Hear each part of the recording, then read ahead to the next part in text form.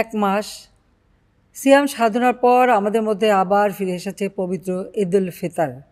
ঈদ মানে আনন্দ। আসুন আমরা পরিবার, আত্মীয় স্বজন, পাড়া প্রতিবেশী সহ সমাজের গরিব অসহায় মানুষের পাশে দাঁড়াই ঈদের আনন্দ ভাগাভাগি করে নিই। ঈদ উল ফিতর আমাদের সকলের জীবনে বয়ে আনুক অনাবিল আনন্দ, সুখ ও শান্তি। এবারের শবে কদরের পবিত্র রজনীতে মহান আল্লাহ যেন তার সকল বান্দার মোনাজাত কবুল করেন তা প্রার্থনা করছি। একই সঙ্গে পবিত্র ঈদে সকলকে জানাই ঈদ মোবারক।